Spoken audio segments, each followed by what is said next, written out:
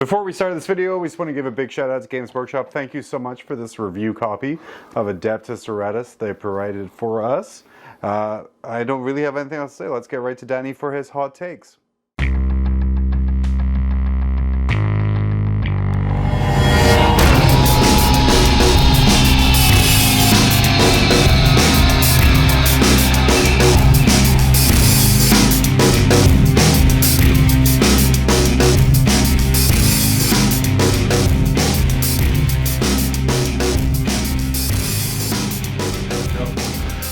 Welcome to another edition of Danny's Hot Takes. Today we're going to be reviewing Codex Adeptus Sororitas.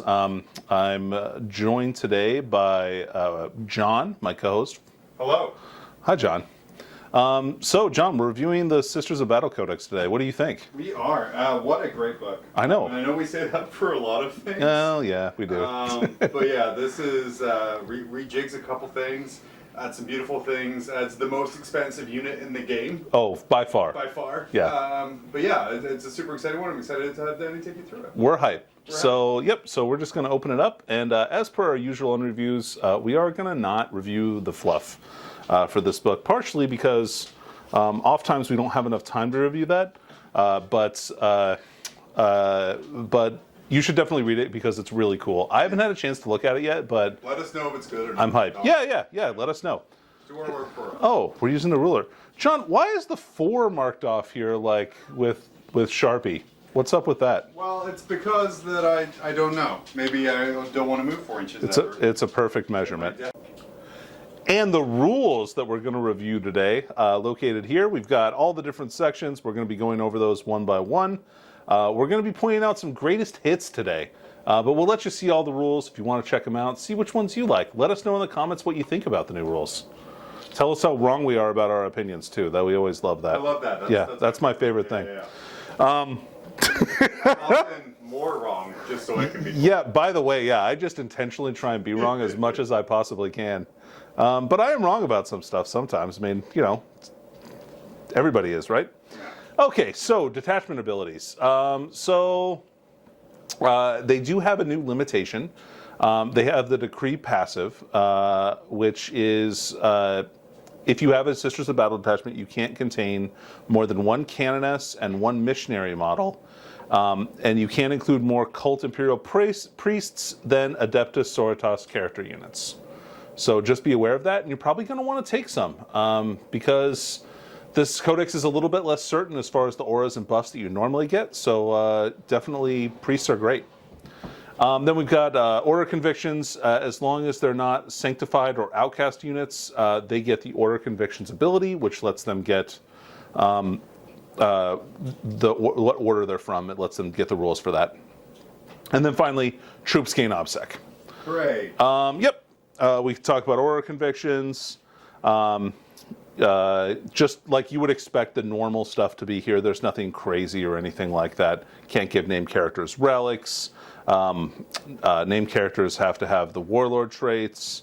And if they're of the Order, they can have the Order Warlord Trait, etc., and so on and so forth. So, moving on, we got the orders here. Now, Games Workshop did previews today, so I'm going to kind of go over these pretty quick. The stuff that they did preview, I'm not going to talk about.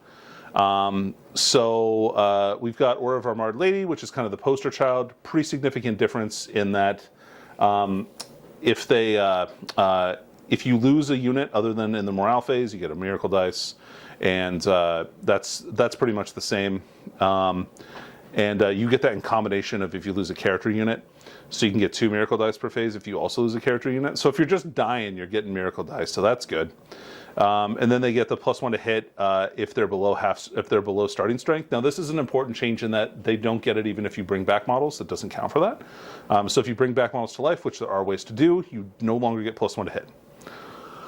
The Honor of the Martyrs is pretty similar to their last stratagem, whereas if you killed a character, an Armored Lady character, the rest of your army got +1 to wound against them. Same thing basically for 1 command point. And then they've got the Relic is Martyr's Vengeance, which is a Relic Inferno pistol, which is 12-inch range, strength 9, -4, D3 +6 damage. So just always at half range. So that thing's pretty cool. It's kind of neat in combination with some of the stuff later on, where you can snipe characters and things like that. So that's cool. Valorous Heart changed pretty significantly. They don't get 6 up Feel No Pain, just a 5 up Feel No Pain against mortal wounds. And their AP ability changed a little bit in that it reduces the AP by 1 for AP 1 and 2. So it's not just ignore AP 1. They ignore AP 1 and then reduce AP 2 to 1. Blind Faith now works, and that's their ignore penalties to hit, more or less. It now works in shooting and close combat, so you can use it to ignore your Eviscerator penalties, which is kind of cool. Their Warlord trait is you get to regain a wound when you do an act of faith, and you get a 5 up Feel No Pain against any wound taken. And their relic is pretty much the same. It's a 3-inch aura of -1 toughness for enemy models, and then if they're chaos, they also get -1 strength. So yeah, they carry around like some uranium in a casket and open it and show you. Look at this. Look at this. Look what I found. Bloody Rose, their trait didn't change very much. Basically, they lost the -1 AP on pistols, and they only get the -1 AP if they charged, are charged, or heroically intervene. Tear Them Down used to be +1 to wound. Now it's just if you roll an unmodified 6 to hit, they automatically wound. And Sisters can get a lot of attacks because they can take big units, and you can buff their attacks. And Bloody Rose also gets extra attacks whenever they charge, so that's great. Blazing Ire is the same, so they get +1 attack and they can advance and charge. Beneficence, which was like the main Becky build, so that was the competitive kind of build that you took with the Canoness. It was basically the same as Teeth of Terra.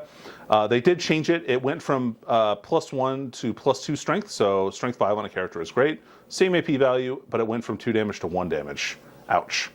The benefit that you get, of course, is now if there are 6 or more models within 3 inches of your character, you get D3 +3 attacks instead of just +3. So the character does get a boatload of attacks with their chainsword. I forgot she was called Becky, too. Yeah, did you forget about that? I forgot about that. Yeah, Yeah, yep. it's all coming back now, though. It's all coming back. Ebon Chalice. So you basically get to pick 2 Sacred Rites. This one is totally different, which is awesome. Sacred Rites are pretty powerful, so just getting to pick 2 instead of having to roll for them is kind of neat. I think that's really cool. And then whenever you use an act of faith, you can discard a miracle dice, and it just becomes a 6. The miracle dice that you use. So if you spend 2 miracle dice, you make any miracle dice a 6. So that's pretty powerful. Then they have the Cleansing Flames, which is their stratagem. Add 4 inches to the range of flamer weapons. And then when you roll an unmodified wound roll of 4+, they take a mortal wound in addition to a maximum of 3, which is kind of like the Salamander's ability. So that's kind of a cool one if you have a bunch of flamers. And flamers got a lot better with Adeptus Sororitas, so maybe we'll even see them on the table. I'm pretty excited about that part because flamers are really cool and they're not really seen as much as they should be. So I'm hyped. The Warlord trait changed. It used to be the first part is the same. So your first miracle dice at the start of the first battle round is a 6, and then the second part it used to be plus D3 command points. Now it's you get whenever you spend a command point to use a stratagem, roll a D6 on a 5 up, you get a command point back.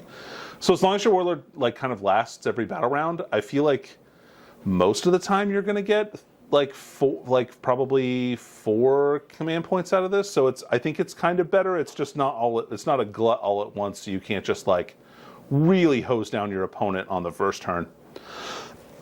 And then the Relic is pretty much the same. It allows you to snipe characters with a bolter, but also it's a condemner bolt gun. So you get to shoot the crossbow at them too. If they're a psyker,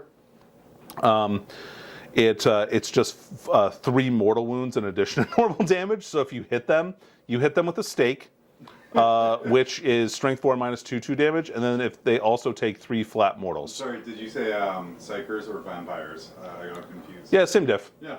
Yeah, so Mephiston, watch out. Order of the Ardent Shroud. These guys changed a bunch. I think this is one of the coolest new ones. So each time a units with this conviction make a normal move or advance in your movement phase until the end of the shooting phase, it counts as remain stationary. So this means that they can. This is basically the same as their previous one, wherein they got to advance and count as remain stationary more or less. But you can do this with heavy weapons now. I think that's so cool. So you can advance your Battle Sister squad and then fire all the multi-meltas if you want to. And they won't take a penalty to hit. So I think that's great. I think their Retributors are probably the best ones. And then also, they get to reroll to hit or to wound roll every single time they shoot or fight.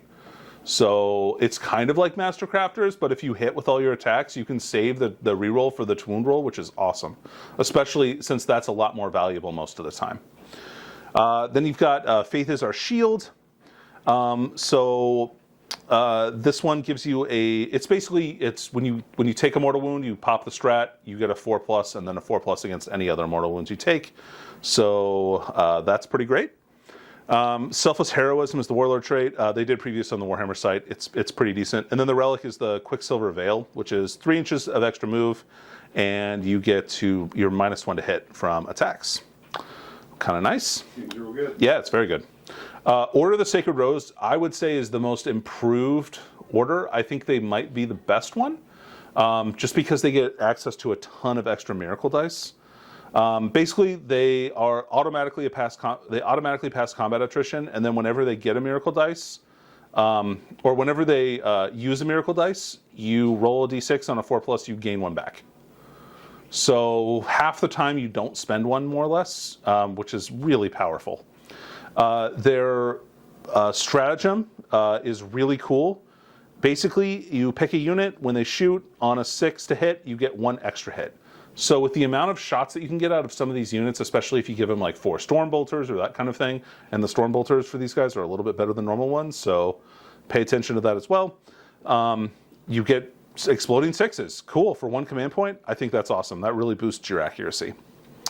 Then you've got Light of the Divine as the Warlord trait. Man, is this good. So whenever every turn when your Warlord uses a miracle dice to perform an act of faith, it's a 6. That's insane. That's so good. Oh, a save? Yeah, sure. I'll throw away this 1 to make sure that I automatically pass this. No big deal. And the second part is you get a 6-inch aura of core units falling back and shooting, which is pretty much everything but vehicles. Yeah, the word core was copy-pasted a lot. But in a good way. And then the Relic is a Relic Brazier of Holy Fire. It's D6 shots, but it's not once per game instead of the normal one. So that's basically the difference, which is really cool. All right, then you have Minoris Convictions. So Minoris Convictions basically lets you make a custom covenant. A custom order. My bad. So in the Footsteps of Saints basically lets you copy one of the normal ones, and then you get to, they're like a successor chapter more or less. But there's some really cool combinations here, and they did a good job in making sure that the most obvious combos weren't just like, hey, cool, I'll just take these 2. These are better than all of them all the time. But they definitely have some really neat ones. So you have Shield of Aversion, which makes you ignore AP -1. You have Hollowed Martyrs, which lets you, if you're below half strength, or below starting strength, you get +1 to hit. That's cool. Conviction of Faith. Every time you get a miracle dice, if you roll a 1, you can re-roll it. Devout Fanaticism. If you charge or were charged, basically first round of combat, you get +1 to hit in melee. That's pretty cool, and you can't combine it with Holy Wrath, which we'll get to in a moment. You've got Guided by the Emperor's Will, which you get to reroll to hit or to wound roll. That's pretty nice. Holy Wrath is the one you can't combine with Devout Fanaticism. So this one is, each time a model with this condition makes melee attack, if you first round of combat, you get to improve your AP by 1. So nice. So that makes sense. Like if you were melee oriented, just taking those 2 would be auto pick. That is almost better than Bloody Rose, maybe, but it's worth consideration anyway. We talked about Footsteps of the Saints. Let's see, we've got Preferred Belief. Each time a model unit with this conviction performs an act of faith, you can discard a miracle dice. If you do so, 1 miracle dice. So this is the same as Ebon Chalice, that half of theirs. Purifying Recitations gives you a +3 to deny the witch tests, which is pretty cool. Remember that all your units can deny the witch on 1d6. Raging Fervor. This is when you make an attack with a melt weapon. If you're pistol or assault, you're always half range. If you're heavy, as long as you're within 18 inches, you count as being within half range. So this is a really great ability, and you can't combine it with Rites of Fire or Unshakable Vengeance, which we'll get to. Man, that's powerful. I think this one combined with Guided by the Emperor's Will are like probably the best choices, but there are some really good ones in here as well. Other good ones in here as well. You've got Rites of Fire, which lets you add 4 inches to the range of all flamer weapons. And again, you can't combine that with the Melta rule. Righteous Suffering means you can't be wounded on better than a 3+. A 1 or 2 for an attack that targets your units will always fail. So you can never wound any models on a 2+. That's definitely pretty nice. Slayer of Heretics. Each time a model with this conviction makes, you get +1 hit against characters. Unbridled Valor means that you get to add 1 to your combat attrition tests. This is kind of an interesting one in that, like, so if you fail a morale check and you're above half strength, you don't have to take combat attrition. But if you don't, you're just going to fail on 1s. That's kind of nice. Yeah, I like that one. You've got Unshakable Vengeance. This is when you make an attack with a bolt weapon. You can ignore all to hit and ballistic skill modifiers. You can't combine that with Raging Fervor or Rites of Fire. That's pretty cool if you want to like go bolter heavy, and I think you can do a pretty successful job of that. There's some ways that you can get exploding 6s to hit otherwise. Also, there's some ways to get an extra AP, like from the Litanies of Faith, which are pretty cool. Then you have Witch Hunters, which lets you reroll to hit rolls of 1 against Psyker units. And if it's melee attacks, you get to reroll against a Psyker character. You get to reroll to hit and wound of 1. So yeah, a lot of really interesting abilities that you can combine together to be very good. Getting more bonuses to Melta is always pretty powerful, especially since how hot Melta is right now. But we'll see. Depending on how the next codexes go, it might be worth it to like kind of double down on flamers and get those 16-inch flamers. That's a pretty powerful move as well. All right, now we've got stratagems. Okay. So most of these are very similar to the original stratagems that they came out with. They added some new ones, they took some ones away. So just be aware of that. The changes of the wording just kind of shore these up a little bit better so that they kind of play better in 8th edition. All right, so Cleansed by Fire basically lets you pick a unit and they auto max hits with their flamers. So for 2 command points, getting your Retributors with heavy flamers to max out, 24 hits is pretty good. Or if you have 2 Armorium Cherubs, you can get, 36 hits, which is pretty nasty. Embodied Prophecy. This one lets you pick a Zephyrim unit and get +1 to wound. This is pretty important now. Zephyrim did lose their ability to reroll their to wound rolls.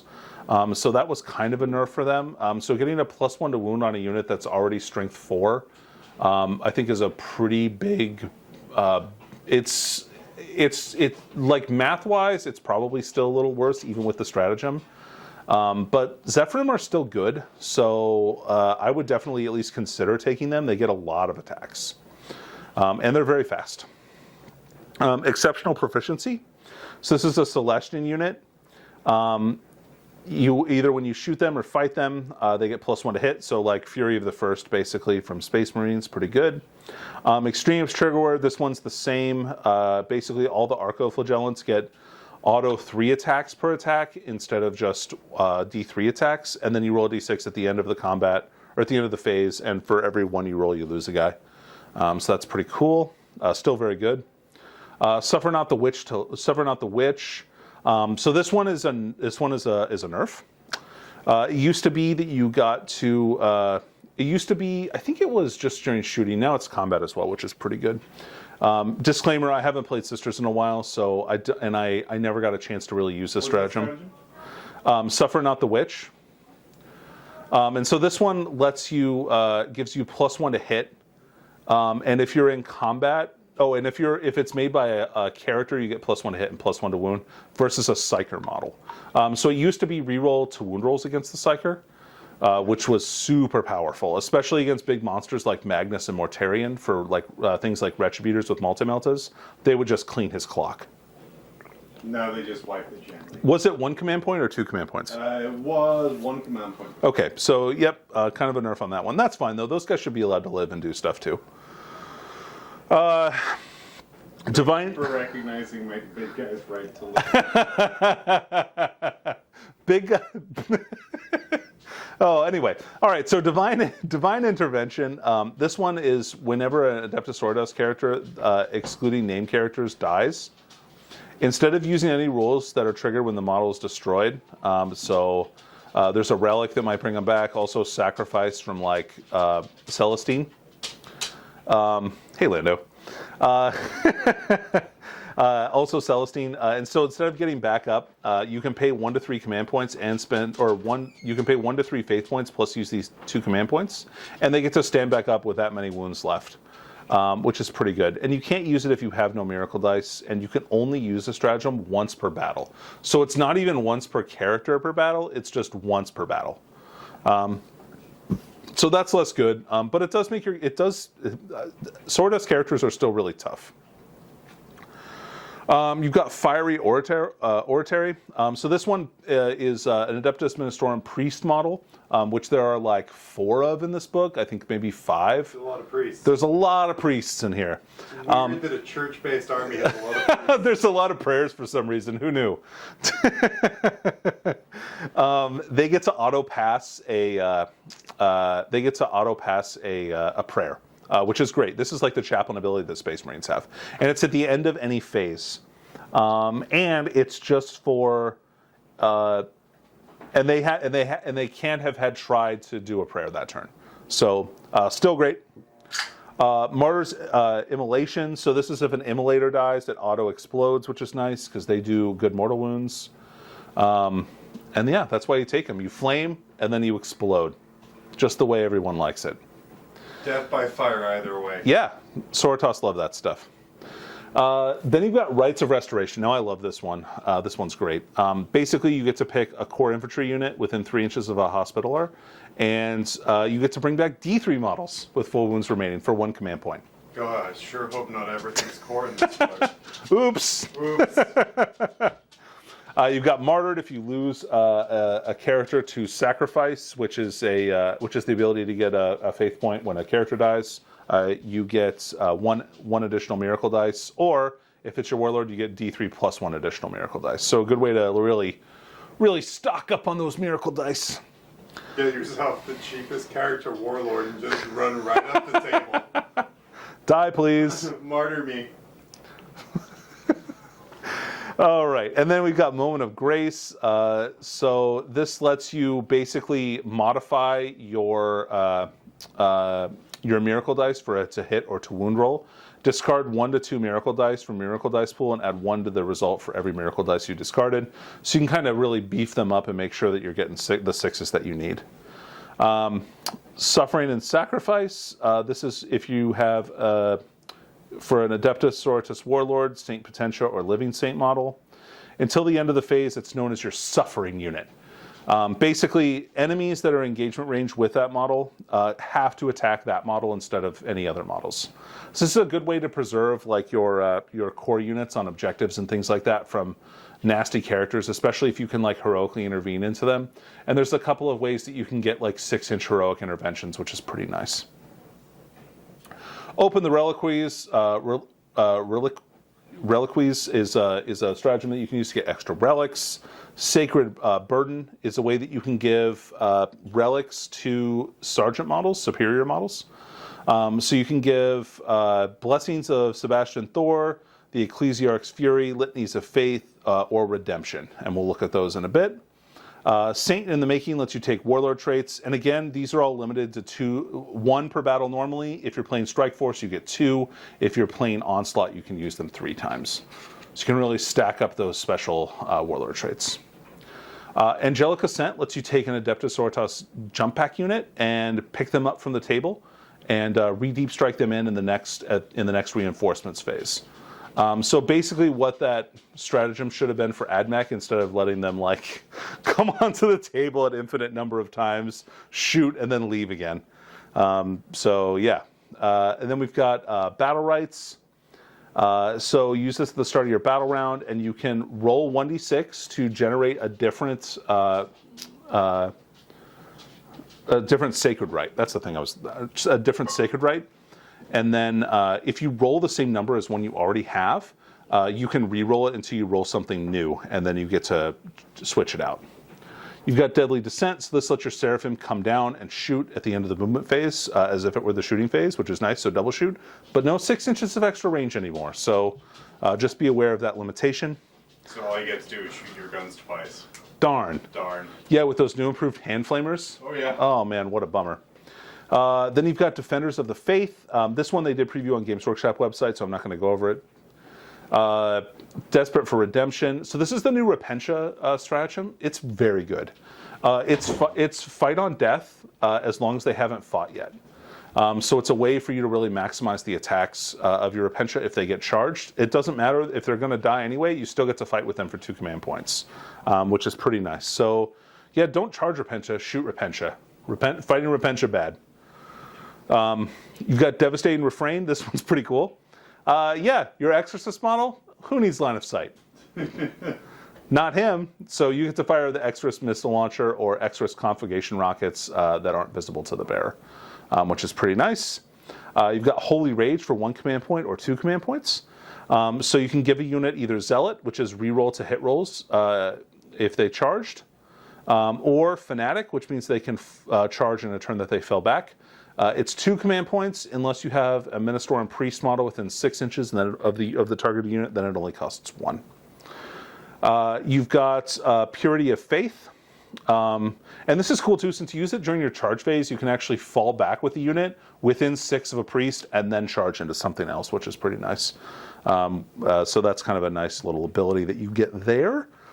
Yeah, Purity of Faith. So this is their 4+ to stop a psychic power, and it's already after you've tried to stop psychic powers with your Deny the Witch abilities, which you basically should always try to, because it has a new caveat to it, which is very powerful.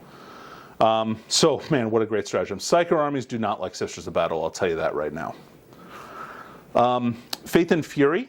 So this one, if you basically can transfer over a dice from an active Faith dice from your attack roll to also your 2 wound roll, which is pretty cool.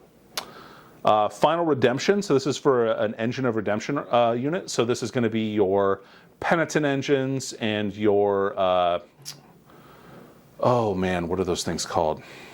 The other Sisters of Battle ones. Anyway, before, when they died, especially the, God, why can I not remember? I'm just going to, Mortifiers. Mortifiers? That's the one. Thanks, John. You're welcome. Yeah. Useful. You're having a wonderful time. So on a 4+, they get to after the unit makes its attacks, they do D3 mortal wounds to them, to units that are engaged. So a pretty nice ability. It's only if they get targeted with a melee attack. So if they die from like a psychic power or something like that, they're not going to still get to attack like they used to be able to. But this is pretty nice, especially considering some of the other rules that they have. But we'll get to them later. Judgment of the Faithful. You can fall back or shoot as if it didn't fall back for 1 command point. It's also, sorry, fall back and shoot. So not or shoot, it's and shoot. So 1 command point lets you do both. That's pretty great. Righteous Impact for Paragon War Suits or Engines of Redemption. This is like Hammer of Wrath from Space Marines. Basically, you roll a dice for each one of the models. And if you roll equal to or above their toughness, you do 1 mortal wound. And if you roll a 6, they take D3 mortal wounds. So it's a little bit better than that, but it's pretty similar. Blessed Bolts. So this is when you shoot an Adeptus Sororitas unit with Artificer Crafted Storm Bolters. Anytime you roll a 6 to hit, they take 2 mortal wounds and the attack sequence ends. That's really cool. And the Artificer Storm Bolters are basically Storm Bolters that are damage 2. So yeah, they're great. Smokescreen is Smokescreen, a reactive stratagem to give a -1 to hit for vehicles with that ability. Holy Trinity. So this one is pretty similar to how it was before. It was kind of hard to trigger before. Now it's Select eligible targets for that unit within range that it's in range of and visible to at least one model equipped with a bolt weapon, one model with a flame weapon, one model with a melt weapon.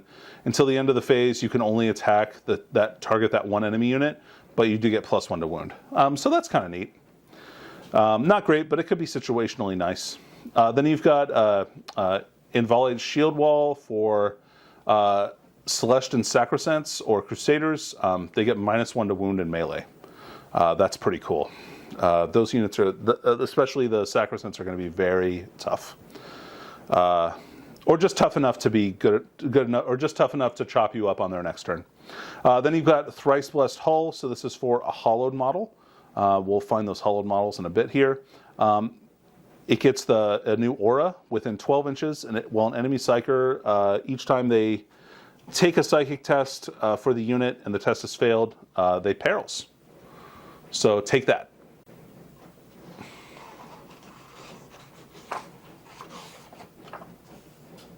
All right, so next we have a brand new section called Blessings of the Faithful. So these are abilities that you can buy, kind of like you've seen in a lot of other codexes like Cryptek Arcana or Chapter Command, that kind of stuff. So these let you buy new abilities for models, specifically characters. 2 characters. Yeah, 2 characters, Canonesses or Palatines. So they all have a points value associated with them, and they have a regular ability, which you get all the time, and then you also have a Miraculous Ability, which you have to spend a faith point on, and it gives them an aura that has a range equal to the value of the miracle dice that you discard. So the miracle dice, if it's a 1, you get a 1-inch aura, 2 through 5, you get a 3-inch aura, or a 6, you get a 6-inch aura. And once you use that, it's good until your next command phase, and then it's over. So just be aware when you spend that, you don't get to do it again, and you can only do one of these miraculous abilities per battle round. So you can't like pop them all and make like this insane super death ball. So they went over Word of the Emperor on the Warhammer site. It's amazing. Probably you're going to take this all the time. It's very, very powerful. Strikes last, and then giving a unit the ability to ignore invulnerable saves is very good. Then you've got Rapturous Blows. This adds 1 to the strength and damage characteristics of melee weapons this model is equipped with. And then the Miraculous Ability is, while a friendly order core or character unit is within miracle dice or miracle range of this unit, each time a model in that unit makes a melee attack, an unmodified wound roll of 6 does a mortal wound in addition. Very nice ability. Divine Deliverance. So if you like stack a bunch of like attacks on a big squad, like a 20-man blob of sisters, and like charge into something, like you can get like, I don't know, 60 attacks or something like that. So you could really probably do some work with mortal wounds. Divine Deliverance. You can, at the start of your opponent's command phase, select 1 enemy unit within 6 and roll 3d and select an aura ability they have. Roll 3d6. If you roll equal to or greater than their leadership characteristic, you get to turn off the aura. Yeah, that's really good. Your average dice roll on 3d6 is 10.5, so you have a really good chance that even if the character is leadership 10, of just turning it off. Like you have a better than 50% chance. It's like almost 60%, I think, maybe 55. It's very good. And then the Miraculous Ability, as well as friendly order core or character models within range, miracle range of this unit or this model. Whenever they make a ranged attack, if the attack causes an enemy model to be destroyed until the end of the turn, subtract 1 from the enemy's leadership characteristic. So you can give them up to -3 leadership by killing models. So if it's a unit that has bad or has good leadership, you can kind of nuke it just by killing a couple of models and reducing it by 2. That's pretty powerful too. You got the Emperor's Grace. So at the start of each of your command phases, they heal D3 wounds. Neat. It is. It's neat. I think this one's pretty cheap too. Yeah, it's like 20 points, so that's not bad. I was going to say, one thing about all of these Blessings of the Faithful is compared to everything else we've seen, like similarly in other codexes, these are very expensive. Right. Yeah, and so like Divine Deliverance is only 15 points. I think you take that every game too. Like the ability to turn off an aura, with even if it's just within 6, like for a character, because that's pretty much what you're going to turn off, right? Mm-hmm. Is pretty powerful, and for only 15 points, that seems worth it to me. Anyway, so the Miraculous Ability is if an aura core character unit is within miracle range, if you make an attack against that unit, you can't reroll to hit or to wound or damage rolls. Yeah, that's really cool. It's like a superpowered gloaming blow. Yeah, except your unit, the target or the unit that's getting all the rerolls could be all the way across the table. Yep. Yeah, so your unit is going to be safe from that. So that's a good one there. Righteous Judgment, especially for like, this is really good against, say, like Ultramarines army that focuses on taking the Seal of Oath. Just being like, you just make sure that their Seal of Oath target is like something that they can't shoot on the first turn, and then just walk it out in the open. Who cares? Like if they want to shoot you, you just say, okay, well, I'm just going to turn this off. I'm just going to turn off your ability to get all the rerolls against my unit. So go away. Or you can shoot me if you want to, but you don't get anything. Righteous Judgment. This lets you ignore lookouts for their ranged attacks. And if you roll a wound roll of 6, you do 1 mortal wound in addition to any other damage. So, like I said, taking this combined with like maybe that Relic Inferno pistol, or maybe one of the other Relic weapons in later on, is kind of decent. I think that's like not terrible. And it's only 25 points. The Miraculous Ability is you get to ignore cover for units within miracle range. Nice. Blinding Radiance. This one's probably the weakest one, I think. So if a ranged attack is made against the model, subtract 1 from the wound roll. Okay. If they're shooting your characters, they're probably dead anyway. And then the Miraculous Ability is you get to give all of your core and character units within miracle range -1 to hit. Yeah, that's cool. Maybe for a turn or something like that. That's not bad. Yeah, so I think these are great. I think you're going to see them all the time. I think you're going to see Word of the Emperor the most. But I think several of these other abilities are very good and have some cool situational use. And it does say you can only activate one of these a turn, right? The Miraculous Ability, yes. Okay. And it's one of them per battle round. Because you activate it in the start of your command phase. Only so many prayers you can say a turn. That's right. But we'll get to the prayer section here in a moment. Oh, my bad. I'm sorry. Yeah, those are different prayers. Those are miracle prayers. These are just regular, average, run-of-the-mill, asking for a new car, that kind of stuff. That's a run-of-the-mill prayer. I know we're doing a review. We're not doing like a religion review here today. Yeah, let's not. So anyway, we're doing Warlord Traits for fantasy characters in a miniatures game. How to be a Catholic. No, dude, I never ask for stuff. I always give thanks for things. So we've got Inspiring Orator. So this lets you add 3 inches to any command phase ability that you get to dole out. And you get an aura of a 6-inch aura of ignoring the penalty for below half strength for combat attrition. You've got Righteous Rage, which lets you reroll to hit and to wound in combat. All the time. No caveats. You've got Executioner of Heretics. So you subtract 1 within 6 inches. Enemy units subtract 1 from their leadership characteristic if they're within 6. Keep in mind this is not an aura or something you can turn off. And you get to subtract 1 from their combat attrition tests. So she's scary. Yeah. Yep. You can combine that with the other -1, right? For the combat attrition, or no? If you, yeah, totally. Then you've got Beacon of Faith. So this one gives you a miracle dice for your Warlord only every turn. You can use it for an Act of Faith or a Miraculous Ability if you want to. If you don't use it by the start of your next command phase, it gets discarded. So you'll probably just want to use them up doing silly things like, I don't know, advancing or something like that even, which is pretty nice. But it's a free miracle dice, which is pretty powerful because you're going to want to use a bunch of miracle dice. We'll get to that in the secondary section. Let's see here. So, and it's in addition to another Act of Faith that your army might have.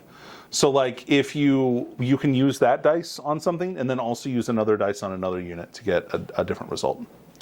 You've got Indomitable Belief. So this gives a +1 bonus to your Shield of Faith abilities within 6 inches to a maximum of 4+. Very powerful. This has stayed the same. It's only core infantry though, which is nice. So I think the only core unit that gets excluded from this is the Paragon War Suits. So the Nundums, if you will. That's so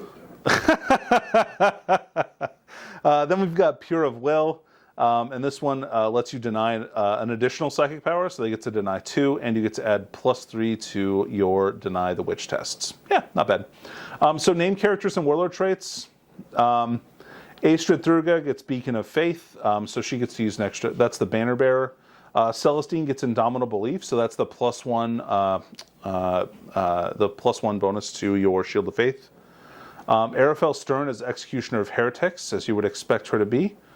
Junith gets Inspiring Orator, so she's got the bonus to the ranges of her abilities. Morven Vol gets Righteous Rage, which is so cool on her. I would totally, and since she's pretty much going to be your Warlord anyway, if you take her, like, it's a great buy for her because she's just going to mess stuff up in combat. And then Pure of Will is the Triumph of St. Catherine, so it gets to deny an extra psychic power. All right, then we got Hymns of Battle. So priest units get to pick, almost everybody is going to start with War Hymn, and then each of these can only be recited once. The first 3 can be taken by any Imperial priest.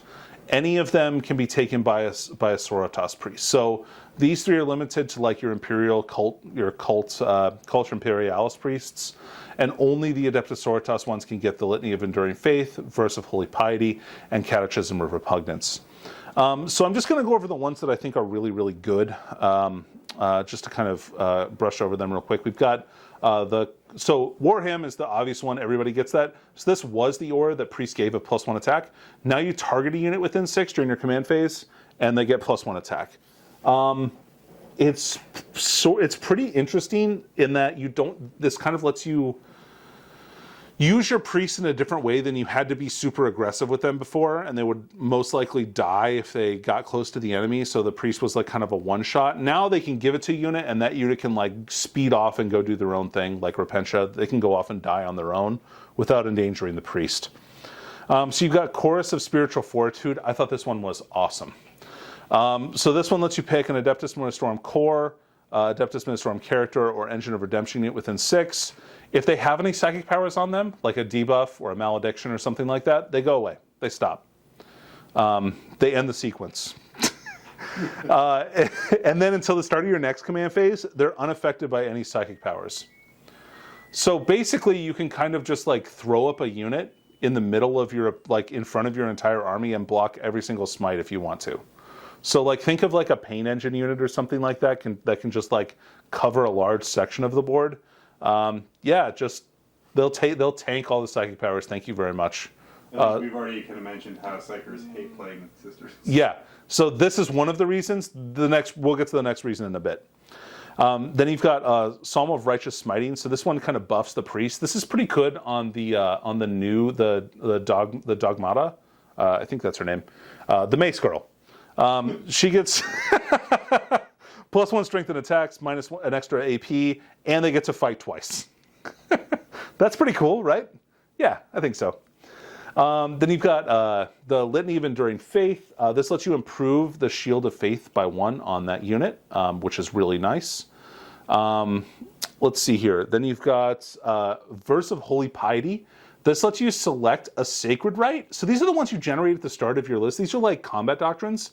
You get to pick one that's not active, and that unit gets access to it. That's so good, especially for one like with +1 advance and charge. That's awesome. So like on a Repentia unit or something like that, very powerful. And then finally you've got Catechism of Repugnance. So you put this on a Sororitas core or character unit, and whenever they use a bolt weapon, an unmodified to hit roll of 6 auto wounds. And if they're within half range, they get an extra AP. So yeah, that's great. I think that's very powerful ability. So yeah, some really cool stuff here. It's really interesting. I think you're going to see a lot of priests. Maybe not, but there's definitely a bunch of different ways that you can get these onto your units. Okay, so relics. Man, there's a bunch of relics. There's so many. There's so many relics. Can I just say literally 2 pages? You've never seen so many pages of relics. Yeah, you have. You've seen Space Marines, right? Yeah. Blessed Blade is a 3 damage, the Blade of Saint Eleanor is a 3 damage, a 3 damage Blessed Blade. Brazier of Eternal Flame gives the bearer -1 to hit from demons. And then also, if an enemy psyker tries to or rolls a double on a psychic test, they perils. So you can get, if they fail, they perils, and if they doubles, they peril. If they roll any doubles, they peril. And you can try and odds deny their powers in like two different ways. And then also, you can make your units immune to psychic powers. So yeah, Sisters hate psychers, right? Yep. Wrath, yeah. Wrath of the Emperor is a relic bolt pistol. Don't take that. And then there's so many choices. So this lets you, once per battle round, it lets you reroll a miracle dice that you get, which is pretty nice. Mantle of Ophelia reduces all the damage done to the character by attacks to 1. So even if they get hit by a multi-milta in half range, they only take 1 damage if they fail a save. So that one's pretty cool. Again, like I said, Sororitas characters are tanky. You've got the triptych of the Macarian Crusade. So this is for a sanctified or cult imperios model. So these are basically priests. +1 toughness, 4 up invulnerable save. And the first time they fail a saving throw, they take 0 damage from that attack. So it definitely helps to make like the Dogmata or the Dialogus like a lot tougher, because I feel like those are going to be the choices you take the most. Book of St. Lucius stayed the same, +3 inches to your aura abilities. Iron Surplus of Stalia. So this is +1 wound. You get transhuman physiology, so 1 through 3 to wound automatically fails. And then also they get a 2-up save. Yeah, that's really cool. That makes your dude that makes your chick real tough. Or dude, I guess it could be. No, it's Adeptus Sororitas. It's a chick. So you got Ecclesiarch's Fury. So this is a chainsword. You get to each time so it's a +2 strength, -3 AP, 2 damage. Each time an attack is made by this weapon, subtract 1 from the attack's hit roll and add 1 to the wound roll. So I guess it's like two-handed, like you're an Eviscerator. Heck yeah. Yeah, why not? Redemption allows you to draw a line. It's a bolt pistol, or sorry, a plasma pistol that you draw basically a line. So it's like Mortarian's Lantern ability. Oh, nice. Yeah, which is kind of cool. Thank you for putting it in terms I understand. Yeah, you're welcome, John. So you shoot it, and then you draw a line from the closest point on the 2 models, and any unit that passes over takes a hit. So this is kind of cool if you give her the sniper trait. Oh. So you can like shoot past a unit to a character, hit them with the plasma pistol, and then like draw a line and maybe hit some other units. Really good. Yeah. This one gives your priest an extra hymn, and they can recite an extra prayer, so they become Master of Sanctity. Thick. Yeah, amazingly. And then the other one I wanted to go over was the Chaplet of Sacrifice. So this lets you basically, you get to do an epic deed for free, you can reroll to hit rolls, and when they die, they get to fight after death. So yeah, pretty good relics. Oh yeah. Yeah. What would you say your favorite relic is from that list there? What's your let's see. My favorite relic, I really like either the Iron Surplus or the Mantle of Ophelia. I think those are both really cool. They really add some durability to your characters that you wouldn't normally get otherwise. Amazing. I like Blessings of Sebastian Thor. Yeah? Okay, so this one gives you 2 Sacred Rites. Yes. For that character. Yeah. Yeah. Pretty nice. All right, John. Sure.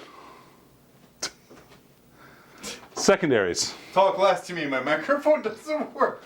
Okay, secondaries.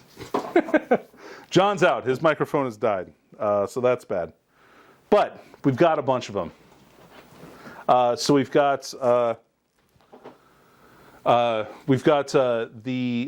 Leap of Faith. Oh my God, so this one's like the auto take, right? I want to come close to say this is stupid. That's all the salt I'm going to put in there. Okay, cool. I'm going to walk away.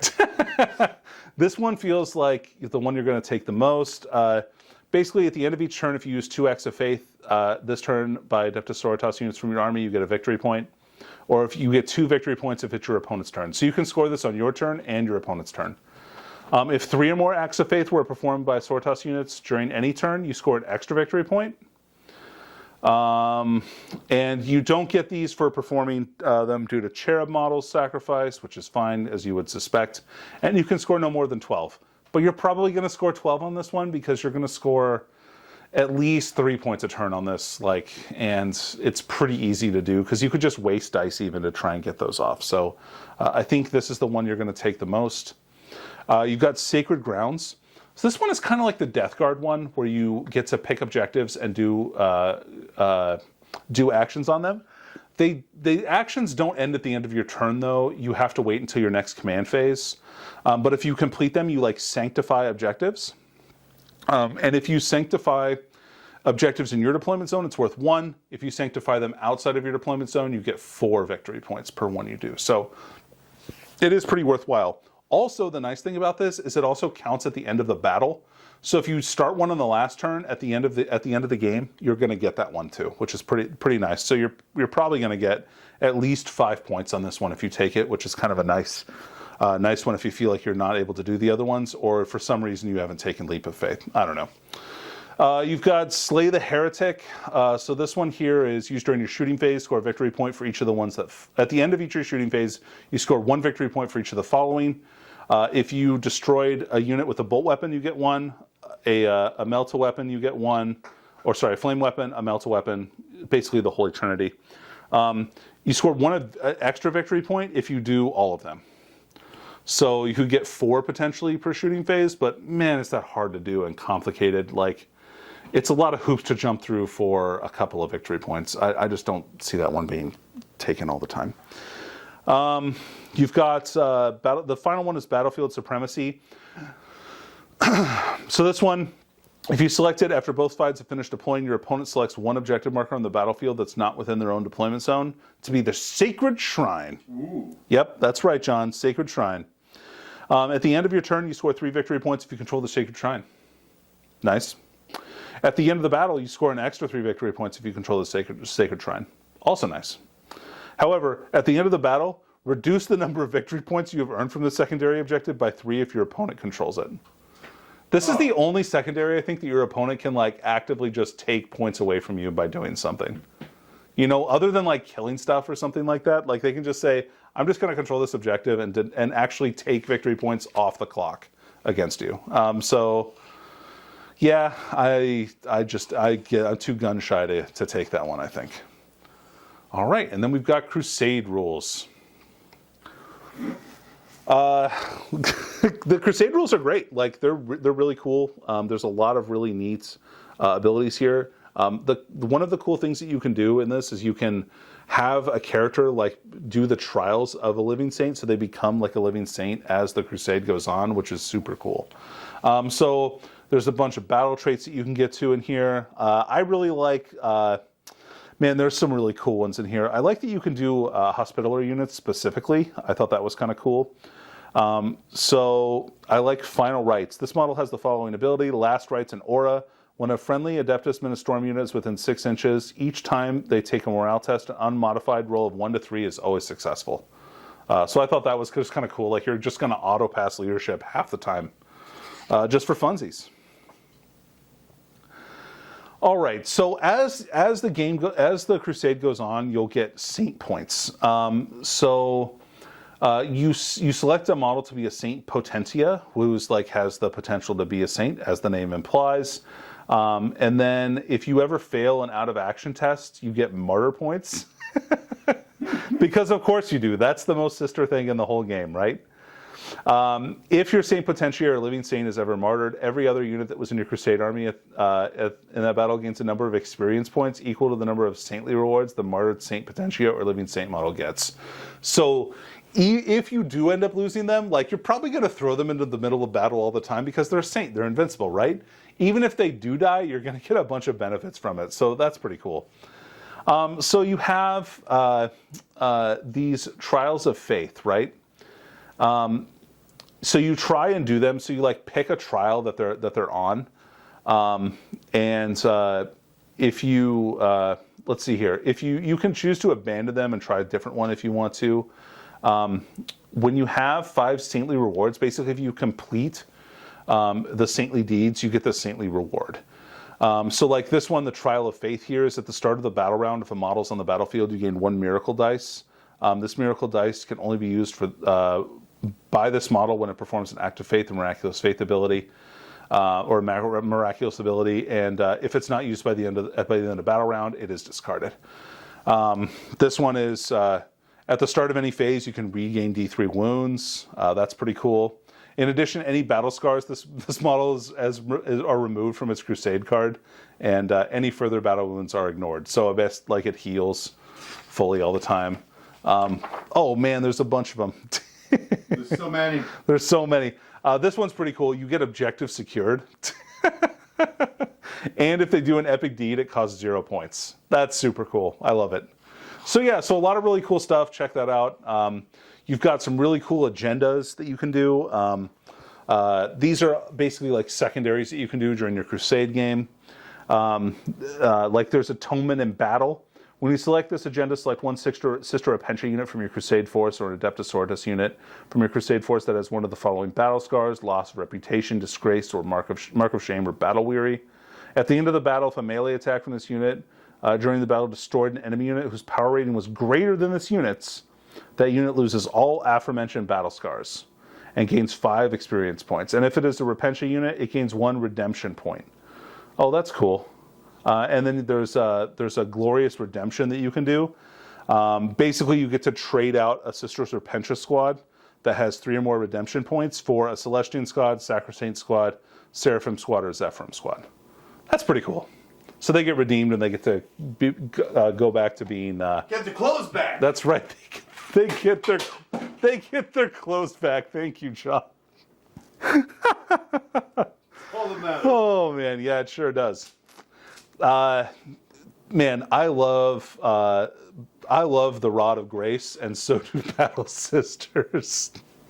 So this is for Adeptus Sororitas models only. If a Dialogus or Dogmata has this relic, they know all the hymns from the Hymn of Battle, from the Hymns of Battle. That's so cool. If another model has it, they become a priest, and they can recite one hymn they know. Sure. That's so cool. And then the Bladed Admonition, of course, is pretty powerful. You get to automatically hit character units. That's nice, right? Yeah, that's nice. Very nice. You've got the Mace of Valance. So this is what was held by Confessor Kirmazov or whatever. Oh, Do you remember him? Yeah, it was not Kirmazov. Yeah, you know what I'm talking about, though, right? Yeah, the big hat. Yeah, big hat. So this is for a Dogmata model only. So basically, they get to steal his mace. That's rad. And it becomes ×2 strength, -3 damage. It is -1 hit. That's really cool. So that basically gives them like a Thunder Hammer. That's -3 AP. That's really neat. Not something you would normally see. So yeah, cool Crusade relics. A beautiful Crusade army that was done by Dan Hyams. Man, yeah, I love the red. The red in this army just pops so much. He's definitely got a real pretty looking army there. Really cool. All right, so that's enough Crusade. Let's talk about the rules. Like I said, so we've got a couple of cool abilities here. We've got the Shield of Faith. The Shield of Faith is the main ability the Battle Sisters get, other than Acts of Faith and also the Sacred Rites. This gives you a 6-up invulnerable save. Nice ability. Definitely saves more models than you would normally suspect it would. It comes up way more than I would think it does, but it always seems to save important models in important situations. Then we have the second ability, which is definitely changed and improved. So you get to deny the Witch on 1d6 instead of 2d6. And you're like, all right, so if my opponent casts a Smite and I roll a 6, like, I'll deny it. Like, whatever, that's kind of dumb. Well, guess what? If you roll a 6 on this, you automatically deny the Psychic power, regardless of what they've rolled. That is very good. Yeah, that's great. John, what if I told you I could make it better? Was that from the Wonder Woman movie? I don't know. Was it? It's good. Life is good. Yeah, but life it could is be good. better. Yeah, could it be better? All right, so then we have Zealot. Zealot lets you, if you made a charge move, was charged, or perform heroic intervention, you get to reroll to hit rolls in close combat. Then we go on to Acts of Faith. So Acts of Faith are a little bit different. They used to get Acts of Faith for doing things like rolling 1 for morale or denying a psychic power, that kind of stuff. Well, that stuff has gone away. There's really only 3 ways to get miracle dice. From abilities and at the start of the battle round, you automatically get 1. In addition, if an Adeptus Sororitas unit kills an enemy unit, or 1 or more enemy units die, you get 1 at the end of that phase. Or if a Sororitas character unit is destroyed, you get 1 at the end of that phase as well. When you get a miracle dice, you roll a d6. That miracle dice stays on that value. Make sure you keep it to the side because it's important. And then you can swap out dice rolls just like you could before. I think that there's a few things you can't do. I don't remember if you could roll you could use it for the number of shots generated on attacks, but you can't do that in this situation anymore if you could. So it's just advance rolls, charge rolls, hit rolls, wound rolls, saving throws, damage rolls, or morale tests. And you can substitute part of the dice. So if you wanted to, you could do 1 dice for a charge. And then you would roll the other dice. And if you re-rolled the charge roll, you would only re-roll that 1 dice. So that's kind of interesting. If you only have 1/6, you could spend a miracle dice on that charge and then get like a 3+ re-rollable to like Assault out of Deep Strike, which is still really good for only 1 command point. But that's the way you can do that. You can do these once per phase for your army, unless you have an ability that lets you ignore that, which there are several.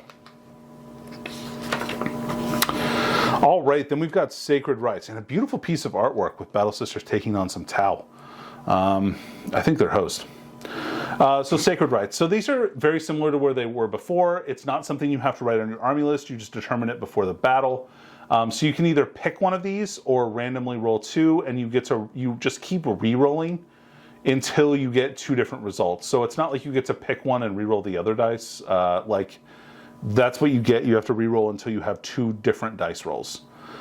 You've got Hand of the Emperor, which is +1 to advance and charge. That's the same. Spirit of the Martyr is changed. That used to be on a 5+, you could shoot 1 shooting weapon or fight with 1 attack. Now it is, if you die to a melee attack on a 6, the attacking model's unit takes a mortal wound. So that's less good. Aegis of the Emperor now is whenever you do a Deny the Witch, on a 5+, or if you roll greater than their test, you deny the witch. So an unmodified 5 stops any power all the time within 24 inches of a Battle Sisters. I think this is amazing against psychic heavy armies. Like, just randomly, 1/3 of the time, psychic powers just don't work against Sisters if they have this Sacred Rite. Man, Grey Knights and Thousand Sons are going to be really sad to see them across the table, I feel like. Or will they? Maybe they won't. Who knows? Divine Guidance is whenever you shoot a ranged attack, if you roll an unmodified wound roll of 6, its AP is improved by 1, so that's the same.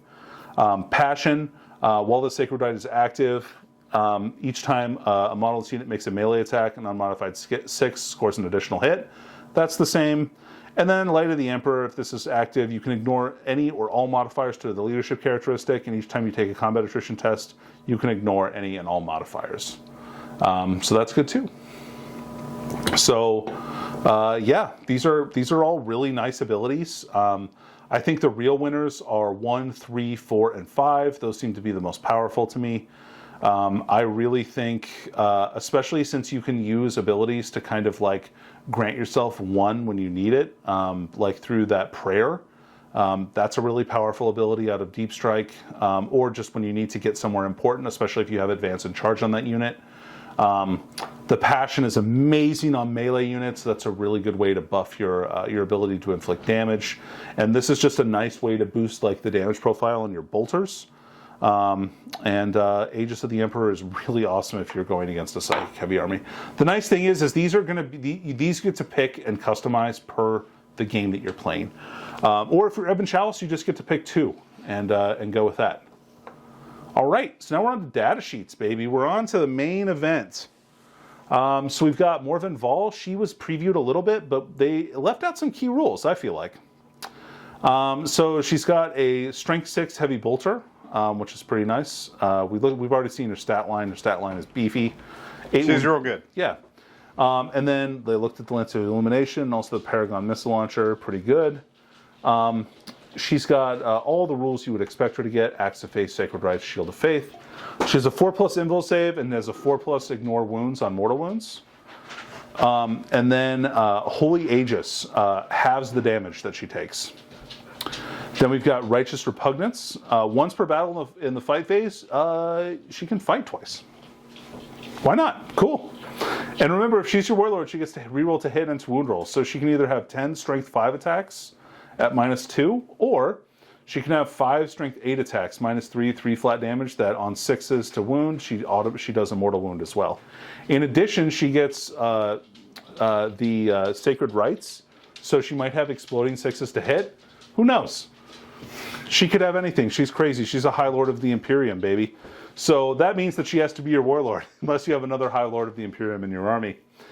She has a 6-inch aura of reroll to hit and to wound roll of 1, and then she can pick a unit and give them full rerolls to hit and to wound. Sometimes she explodes too, if she does. I was going to say, yeah. So yeah, but she's really, really, really good. What a great force multiplier. Also very powerful. She's very tanky. I think she's a great character. I don't think you'll be remiss by spending 265 points on her like ever. Your standard Canoness, not much has changed with her. Pretty much the weapons that she has are going to be pretty close to exactly the same. The Null Rod is 12-inch now. You subtract 1 from Psychic Test taken.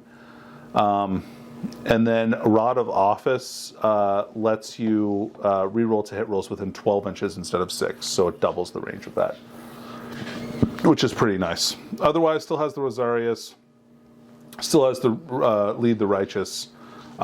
Still a pretty good character for relatively inexpensive points. Then you've got the Palatine, who's almost exactly the same. She's a little less tough in that she's only got 4 wounds instead of 5, a few less attacks.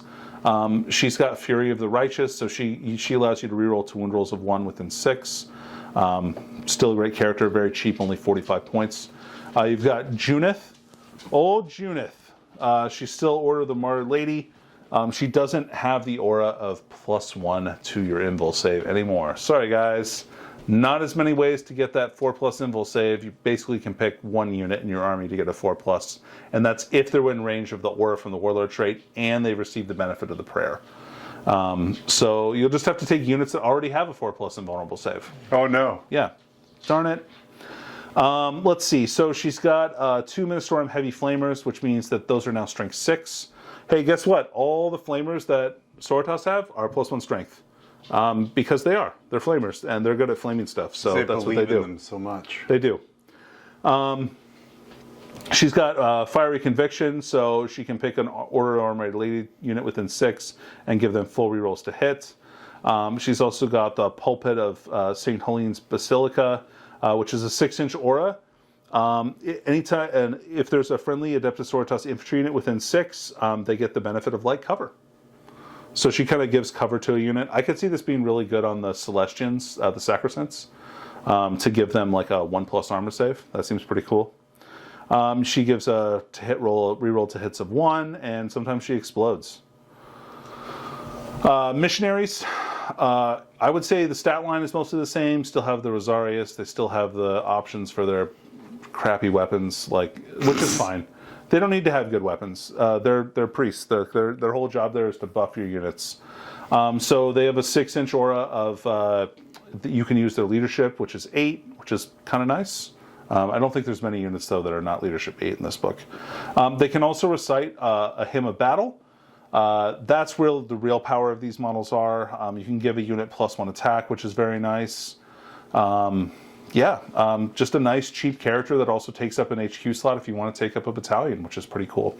But this is far from the only priest in your list. They did lose the ability to stop fleeing models from actually running away, which was another ability they had. We've got St. Celestine. St. Celestine had that Warlord trait. They gave her an aura of +1 invul save, which means she's lost on her data sheet, so she no longer has the ability to do that. She's got her strength 6 flamer on her sword. She's got a bolt pistol, or maybe she doesn't, but her friends do. She just has the blade.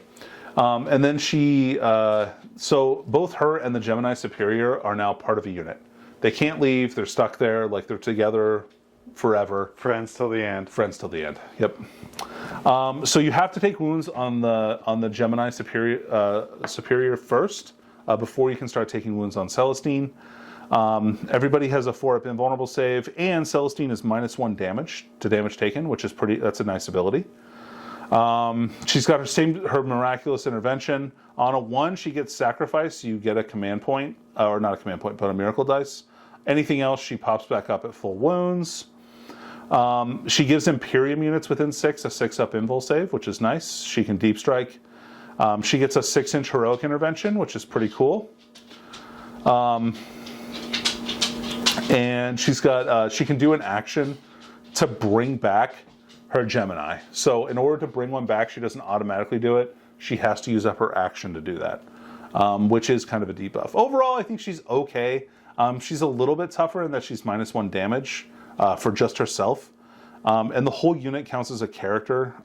But the Gemini don't have the ability to be a cheap way for you to do actions like as a character onto like objectives and things like that. So a little bit less good. Now let's talk about the Triumph.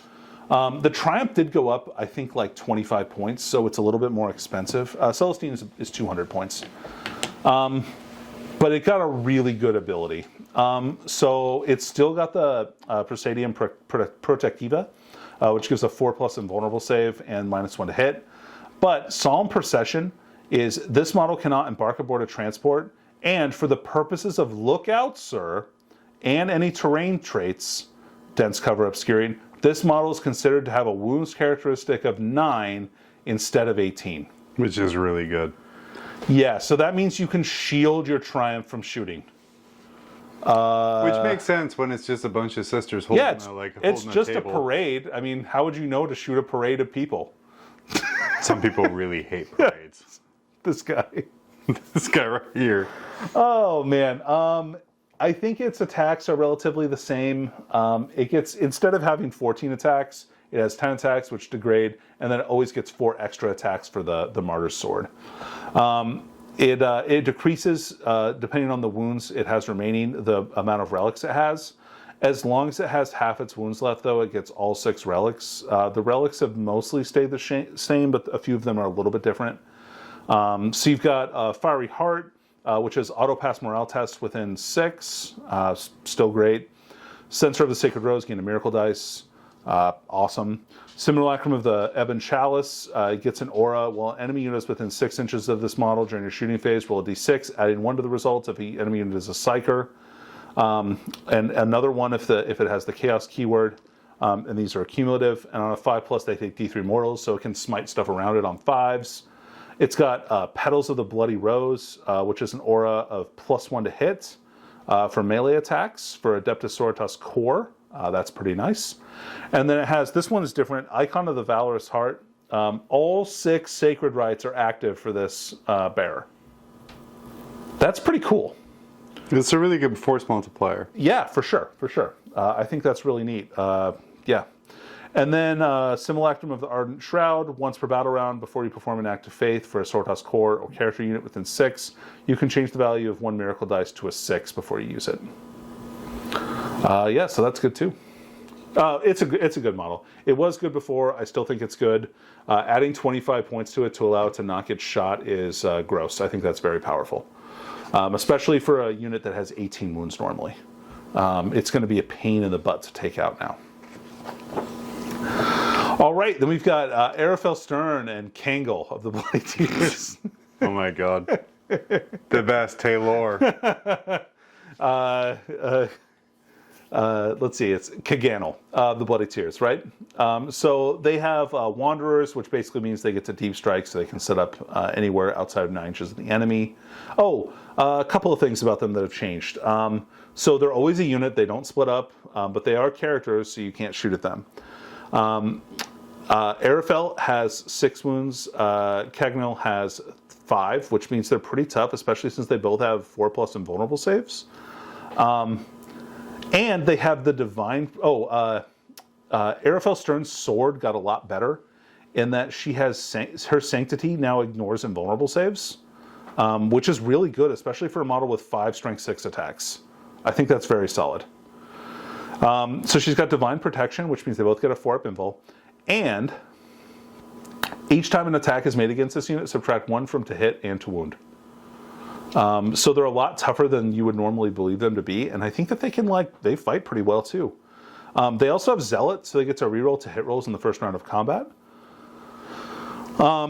Let's see, so you've got Mysterious Savior. While this unit contains Kaganal, each time an attack successfully wounds that unit, you have to allocate it to him, but he gets to ignore wounds on a 5+. Yeah, that's awesome. So it just means that he tanks wounds for her and she fights and kills stuff. And he gets 8 attacks or something like that. Or he can do his kiss which is 4 attacks at strength 4 -1, 2 flat damage. And these guys are an HQ choice, right? Yeah, they are. She's got Knight of Shadows, or he has Knight of Shadows. They get to fight first if he's still in the unit. Demonifuge, it's an aura while chaos units within 6 of this model subtract 1 from the leadership characteristic, and if they fail morale chest, an extra model flees. And then Bolts of Holy Judgment. At the start of your shooting phase, roll 2d6, adding 2. If there are any chaos units within 18 inches, on a 5+, the nearest enemy unit that's within 18 inches of Araphel's turn and visible suffers D3 mortal wounds. If the result is 10 or more, they take D6 mortal wounds. So she basically gets to smite, because, you know, she's really a psyker. No, man. It's just, oh, wait. Is prayer. it just faith? It's just faith. Okay. Sorry, I was confused. And then they have this rule called Unexpected Allies, which is interesting. Now, these guys have the Agents of the Imperium keyword, which is interesting, which makes you think that maybe you could take them as a slot that didn't take up or take them in an army and not have them take up a slot.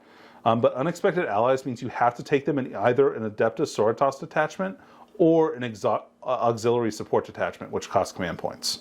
If you take them in Aux, you can't take them as your Warlord. So, yeah, that's kind of interesting, right? I mean, it kind of limits where you can take them, but you can take them in like any Imperial army, which is kind of cool. So if you ever wanted an Eldar in your Imperial army, here you go, guys. And she's not bad in combat. I was going to say, let's ignore all of the combat power and buffs. Yeah, no, but they're very self-centered, right? Yes. And they're not super expensive. I think they're 125 points, which is not bad for what you get. I mean, they're pretty durable and they hit pretty hard. Yeah, especially her. She hits a lot harder than he does. All right, then we've got the Battle Sister squad. Well, the rumors were true. You can take a squad of 20 Battle Sisters. Yeah, that's really good. There's not a ton to say about them. Like, they haven't changed that much. They're still a really great choice. Their points are still pretty valid for how tough they are, because they still have power armor. They still have a 6-up invul. Yeah, they still have Axe of Faith, Sacred Rites, Shield of Faith. You can take 1 special weapon per 10 models, and you can take 1 special or heavy weapon per 10 models. So if you take 20 models, you can have 2 heavy weapons, 2 special weapons, or 4 special weapons if you want to. So there's some options there, and they can take one of them can take a Simulacrum Imperialis, which does cost points now. Yeah, so I think it's obviously a great unit. You're going to see some squads of 20, because they're going to be really tough to dislodge with that stratagem to make them transhuman and double shoot their bolters at full range. All right, we've got this new unit, Astrid Thurga and Agatha Dolan. Astrid is the banner bearer. Agatha is the she records what happens. So she Angela Lansbury. Yes. As I've heard Peter the Falcon Caller. She records the mysteries that they solve, and Murder She Wrote. She writes about the murders. Basically, like a hero level stat line for Astrid. Agatha has kind of a wimpier stat line, but that's okay. She's a writer, not a fighter. And let's see here. So you have to take wounds on Agatha before you take them on Astrid. So you're seeing a theme here of these character units that have 2 models, where you have to take wounds on one of them before you can take wounds on the other. I kind of suspect you're going to see Creed and Color Sergeant Kell as a unit when the Imperial Guard book comes out. Let's see here. So Astrid gets +1 to armor saves against damage characteristic 1 attacks, which is nice. In your command phase, select 1 friendly Adeptus Sororitas character within 9 inches of Agatha Dolan. So Agatha really has all of the good buffs. She's really good. Yeah, she's really good. Until your next command phase, each time that unit is selected to fight, you can re-roll a to hit, a to wound, and a damage roll. That's pretty nice.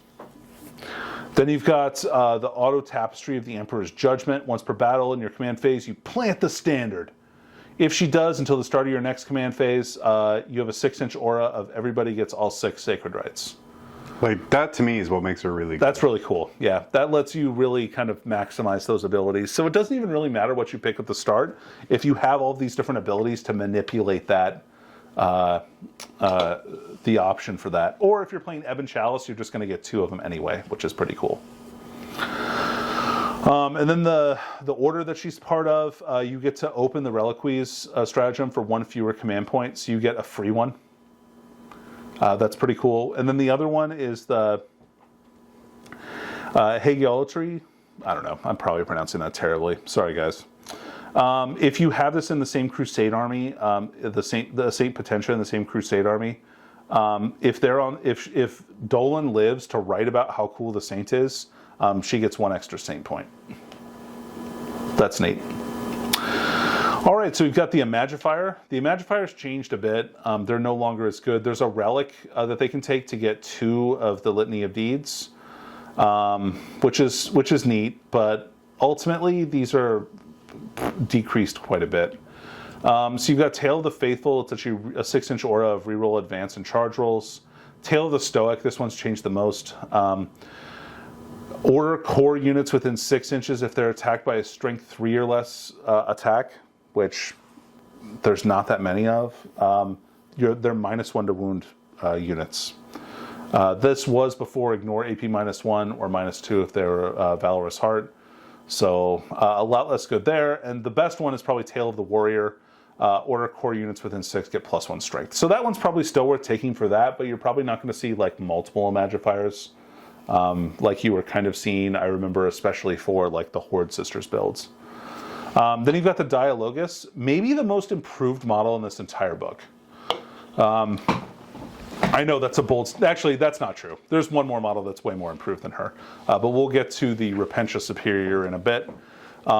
Spoilers. Yes, spoiler alert. But she's awesome now. So first of all, she's a priest. She can cast priest powers. She yells at people, tells them what to do. So she's got a Laud Hailer for a +1 leadership within 6 inches. She's got the non-militant order, which means that you can take one of her without taking up a slot for each Canoness or Canoness Superior unit. And then she has Stirring Rhetoric. While they're within 6 of her, you can increase or decrease the value of a Miracle die or Cherub dice by 1 before you perform an act of faith. To a maximum of 6, guys. You can't make it a 7 and auto win the game because it, broke the system. Yeah, you have like a critical looping error. You 404 the game. Yeah, 404 the game. So 3+2 in Tone of Prayer, and it goes off. She knows War Hymn and then one other one. So a great value for her points. And she also has a Dialogus Staff, which means she can hit you for +1 strength. We've got the Preacher. It's like if you took a missionary and then made him an elite's choice and stuck him in your army. Yeah, that's basically what he is. He's got less weapon options, which is fine. You're not taking him, you're taking him to read, not to lead. And by read, I mean you're taking him to say a prayer for your squads. So yeah, he's still great. He's still good for a good value. And if you have a missionary, you can take a priest without taking up a slot. And he knows War Hymn and then... he knows War Hymn. Yes. Yeah, cool. But he's also very cheap. Came here to read very specific passages. He came here to read one page out of one book. He just shows up at the battles like, do I say my thing now? He's got a very particular set of skills. Yeah, do I say the thing now? Surprise! Anyway, so he's got, so then we've got Celestian squad. Celestians are still great. They get +1 to hit if they're within 6 inches of a Canoness or Palatine model or Canoness Superior model. They can still take 2 special weapons or 1 heavy, 1 special. Yeah, they're still good. They still have 2 attacks and our weapon skill 3 as opposed to a normal Battle Sister squad. However, we have this brand spanking new Celestian Sacrosaint squad. These guys are so cool. Look at this spear. I mean, come on. That's such an awesome model. I'm hyped for this squad. The Stormtrooper armor paint job is amazing. It looks, dude, the white armor is so cool. I think I might have to go pay someone to paint white for us. Yeah, there you go. All right, since you outed me, John, I was just going to take credit for it, but now I can't. Thanks a lot. Welcome. So you have a couple of different weapon options. You can either take them with the maces or the halberds, and then the superior of the squad can take the spear of the Faithful, and an Inferno Pistol, because that's a thing that they can do, which is neat.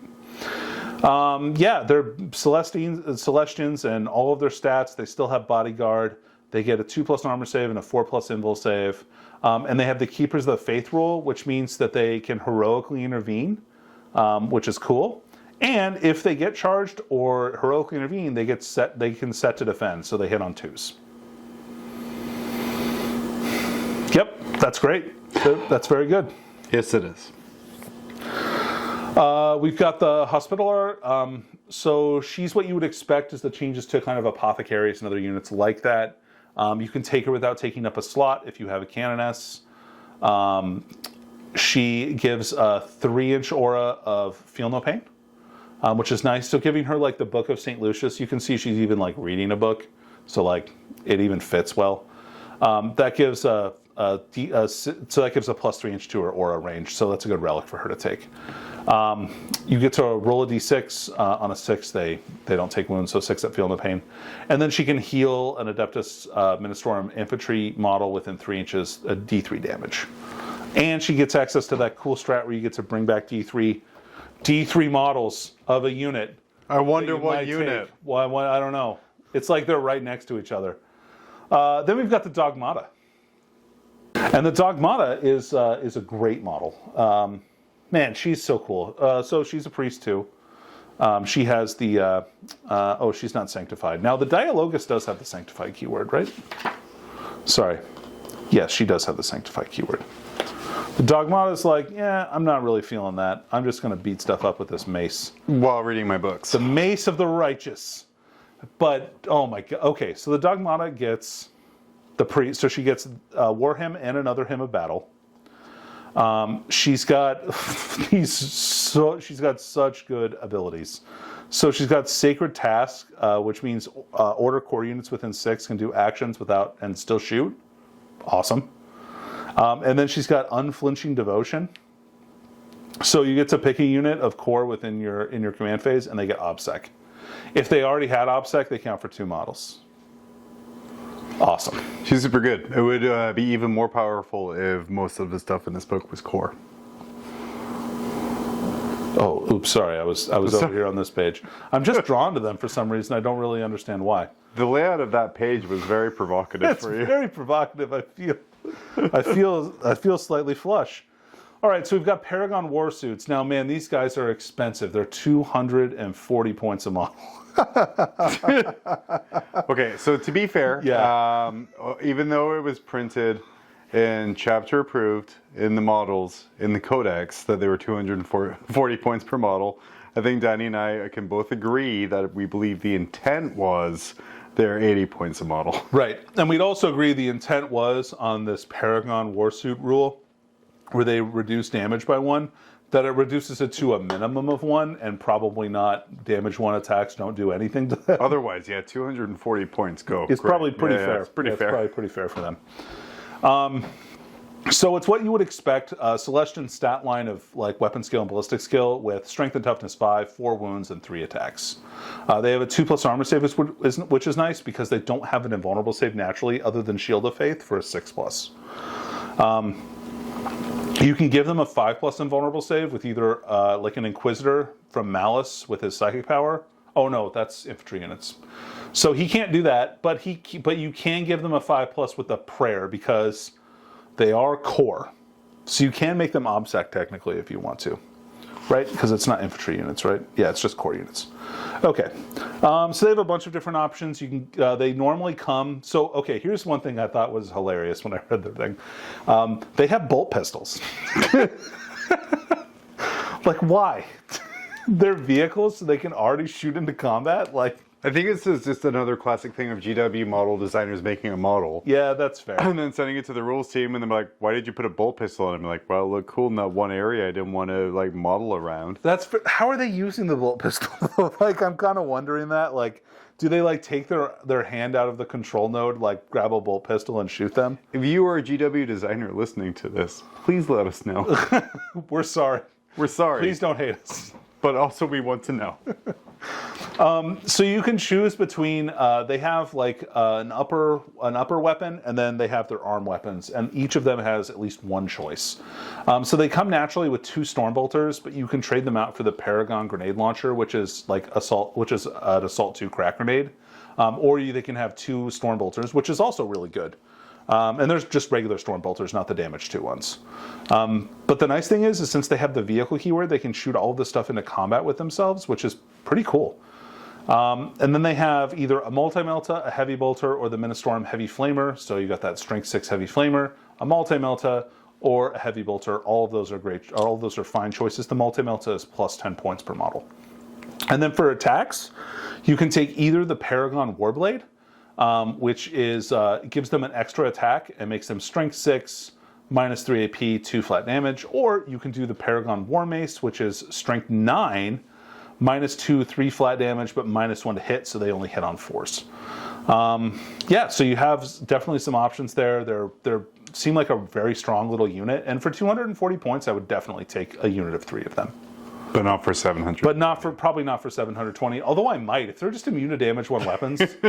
Like, okay, so here's the move, right?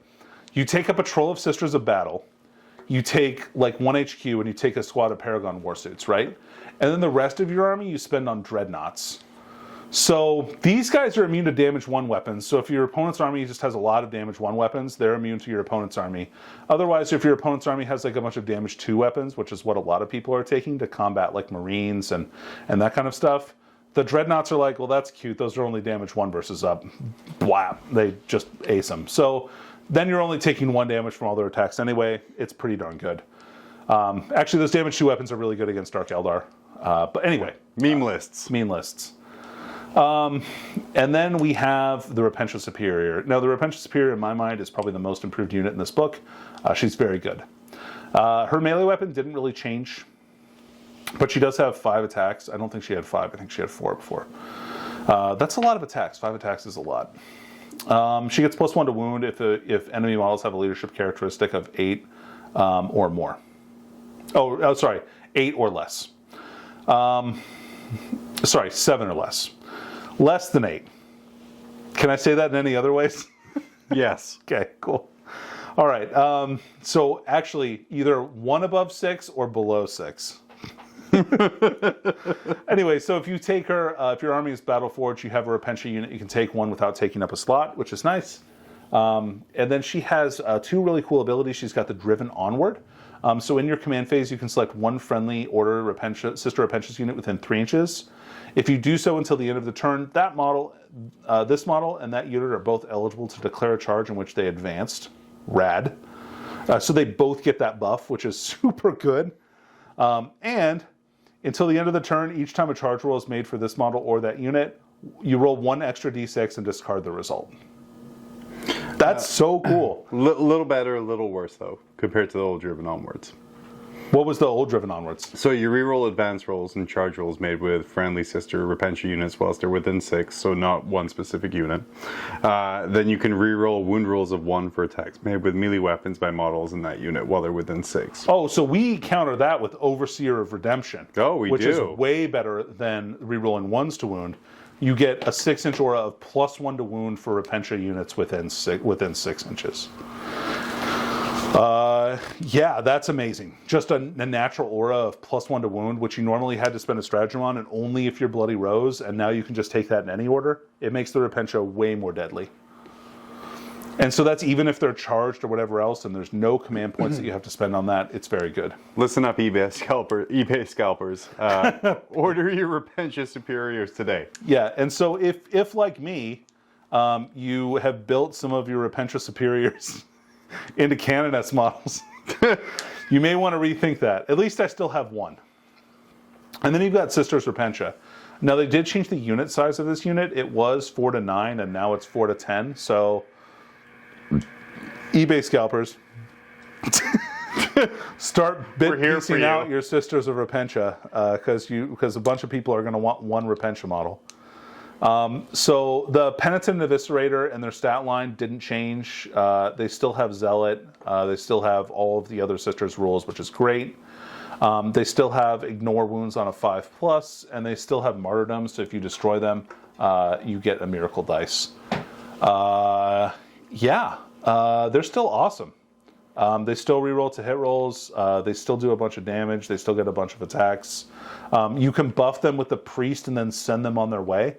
So they can get +1 attacks. They're rocking 3 attacks then. And then they can fight on death, rerolling misses.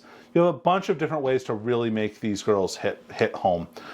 Plus, with the Repentia Superior, they can advance in charge without having to really do anything or spending command points on that ability. The only thing you have to watch out for is they both have to start on the table that turn. So they can't hide in a transport, jump out, advance, and then charge. So that is technically a little worse, but otherwise, like, giving them the ability, if you get charged, to fight back on death is amazing. Okay, we've got Crusaders. Crusaders are more or less the same as they were. They don't have real storm shields, so they only have a 3+ armor save, not a 2+ like I believe they used to have.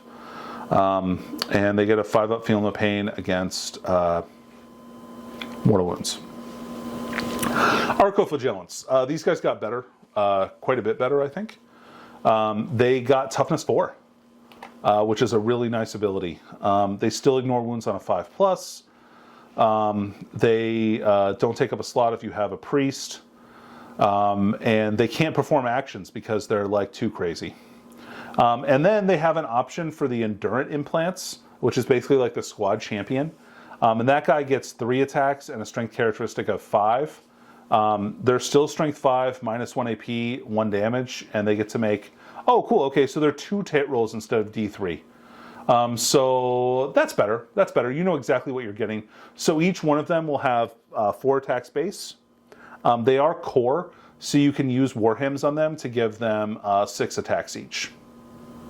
Or 8 attacks at Strength 6 from the Endurant. So that's rad. That's very good. Death Cult Assassins, still being able to take both of these units in units of 2 is very powerful for like doing actions and things like that. Still don't take up slots. They have a 5-up invulnerable save, and they always fight first. They still have 4 attacks at Strength 4, but they are -3 AP instead of -2, which they were before with their Power Blades. So they're kind of a cool unit, not super expensive, and they don't have to fight. They just have to walk around and do actions. Gonna plant so many banners. They're gonna plant the shit out of those banners. Next, we've got Dominions. Dominions can take 4 special weapons, so they can take 4 Stormbolters, 4 Ministorum Flamers, 4 Meltaguns. All of those are cool options. You've got, they still can take Simulacrums, all that stuff. So the way that they've changed is that they got their Holy Vanguard ability got better, in that if they're in a transport, the transport can move 2 with them 6 inches before the game starts. That's a really good ability. It really helps them to get up the midfield and be where you need them to be in order to either do actions or blow units away. It's a great ability.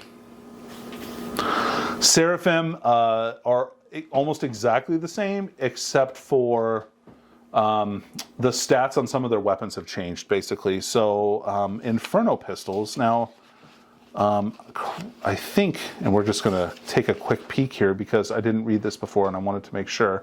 Yeah, Inferno Pistols are still 6 inches, so you can't shoot those out of Deep Strike anymore, even with the Stratagem, which is pretty sad. But Hand Flamers, much better on these gals. The Hand Flamers allow you to get 2d6 Strength 4 shots for each girl with 2 Hand Flamers, and they can shoot twice. So you can come down, shoot 2 units with 46 Flamer shots, or if you want to spend some command points, you can shoot 1 unit with 46 Flamers and then another unit with 24 Flamer shots, which is pretty cool. Zephyrim have changed in that they went from 2 base attacks to 3. They still have mostly the same rules. If you take the banner, it's a 6-inch aura of reroll charges. Both of these units still have Angelic Visage for the +1 to Shield of Faith saves, and they both have Sky Strike, which means they can Deep Strike. Otherwise, they're pretty much unchanged. Oh, Retributors. I knew thee well. No, they're still good. Like, just kidding. They're still girls with multi-meltas, which are great. They have options for the Amorium Cherub still, which are the same, which are very good. Let's see, they can still take 4 heavy weapons. The thing that changed on them is they lost their ability to move and shoot heavy weapons and give their heavy flamers an extra 4 inches of range. Instead, now they ignore the effects of cover, which is pretty cool, but it's a lot less good in that they can't like move out of a Rhino and still shoot at ballistic skill 3+, or just move out of cover and do that, like move out of obscuring terrain and blow something away. So you might have to stick them a little bit more cautiously, or if you take Arden Shroud, just advance them, and they can shoot at full effectiveness, which is very powerful. So I think the heavy bolter ones maybe got a little bit more play, and also they lost their stratagem. So that's one thing to note. Also, this army has lost the advance and charge strat, which I'm sure hurts a lot of people, although some of the units have it built in either to their profile or a way to buff it. But that is a big blow to things like mortifiers, which we'll get to in a second. But yeah, they're a little bit less good, but let's face it, they were probably a little bit too good before. I still think they're worth taking. It's definitely a good way to get a lot of heavy weapons on the table for a relatively low points adjustment. And they're not like the Death Guard Plague Marines, and that or some of the other units, or Skitari and things like that, where you can only equip them with what comes in the box. You can still give them 4 of any one special or any one heavy weapon. Same with the Dominion Squad. The real dream right there was to, spam weapons. Yeah, that's right. That's what everybody likes, right? So you've got mortifiers. Mortifiers changed. They lost a movement. Otherwise, I think their stat line is the same. Let's see. So the way that these guys changed is that they can fight on death on a 4+ if they're destroyed. They don't get to do the D3 mortal wounds unless you use the stratagem to allow them to do that. Also, the Penitent Flail has changed. It's no longer 3 hits for everyone. It's 2 hits, or 2 hit rolls instead of 1. So they went from 15 attacks each with 2 flails to 10. So now it's a little bit more of a choice, I feel like, whether or not you want to try and like buff, or you want to try and just do the multi-attacks with the flails, or you want to do the saws. I think it's probably a pretty fair choice for either of them, and not bad. Now, it seems like, oh man, these things got a huge debuff. They also can't make their weapons assault weapons anymore, which is also sad. But they do get to ignore wounds on a 5+ now. Oh, I'm sorry, but whoa. Instead of a 6. That's so much better than having assault weapons. Yeah, no, it's fine. Like, you know what though? Like, people were taking these in like a ton of these squads. They're still good. They're just not as good as they were. Yeah, yeah. Now, Penitent Engines got a lot better. Stonks. Yeah.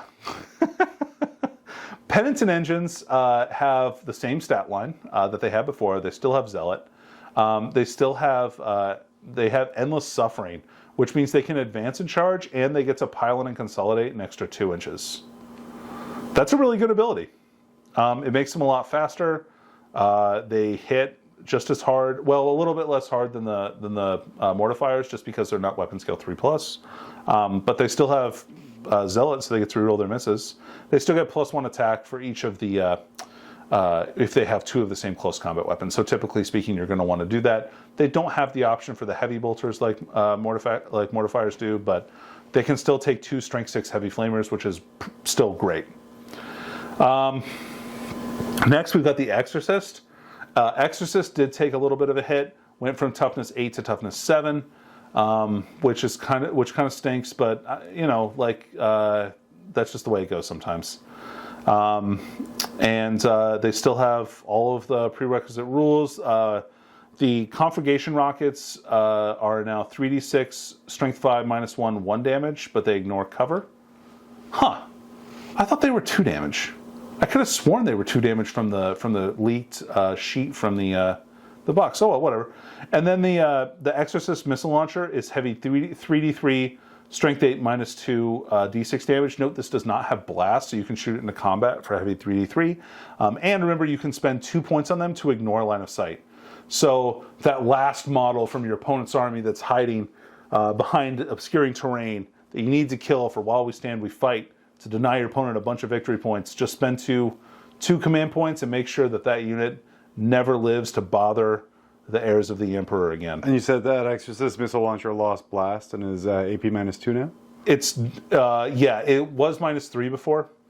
And it was it 3d3? It was 3d3. Okay, yep.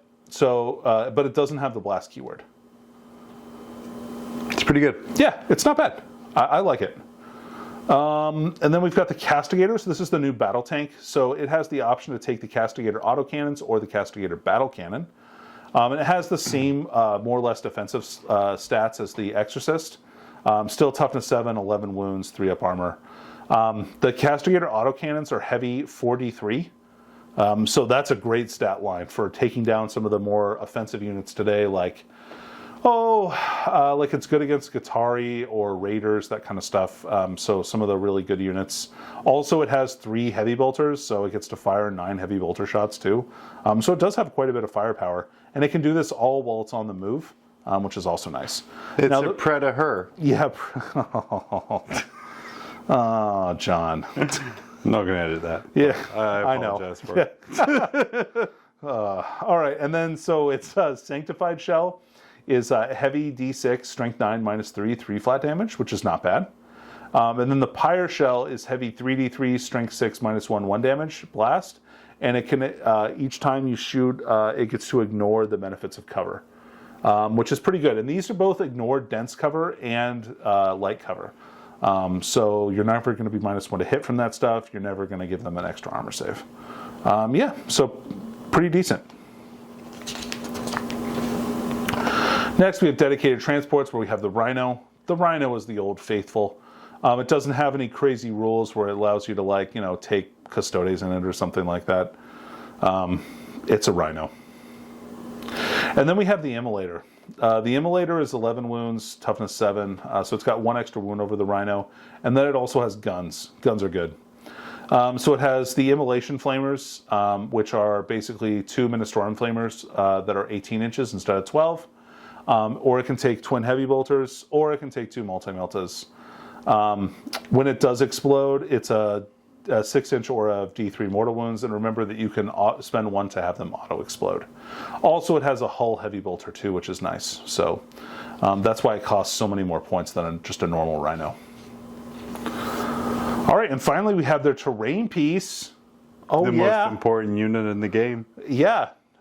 Stat line, who cares? It's Points, got who cares? points, too many. It's got a breachable, defensive, light cover, obscuring, scalable, and inspiring to Adeptus Ministorum. It has the Consecrated Ground aura where it gives Chaos units -1 leadership, and you can take an action for a Cult, Imperial Priest, and Adeptus Sororitas units in your army. You can take the Pray to the Saint action. Let's see, so at the end of your movement phase, 1 Cult Imperialist Priest or Adeptus Sororitas infantry unit from your army that's wholly within a friendly battle sanctum terrain piece can start to perform this action. If this action is complete at the end of your turn, if it's completed, gain a miracle dice. So you don't get a miracle dice for free. Yeah, that's okay. So that's how that works now. And then we have weapon profiles here. You can see what's a heavy weapon, what's a melee weapon, what's a pistol, what's a ranged weapon, and then what is a special weapon. And here are the profiles for all the different weapons in an easy to read chart. And then finally we have point costs. And so these were all previewed, well, nothing was really previewed from chapter approved, but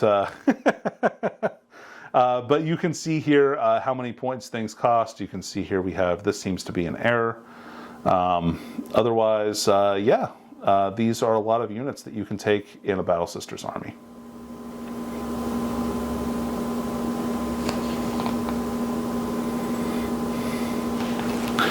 All right, and so we've got a little glossary here and also a reference sheet. All right, and so that kind of concludes our review of the Codex Adeptus Sororitas. Yeah, I think it's a really neat army. It has a lot of really interesting rules and a lot of ways that you can kind of. I think it plays very similarly to how it does now. Some stuff has changed, gotten a little bit worse, but other things have gotten a little bit better. Like I think Repentia are probably better, which is surprising. They're also less expensive now. And I think that some things have gotten a little worse, like some of the tanks and maybe some of the character abilities and things like that. But that's okay. Things change. It's still a really good book. Miracle Dice are still super baller. They do a lot of work, and it allows you to really affect the outcome.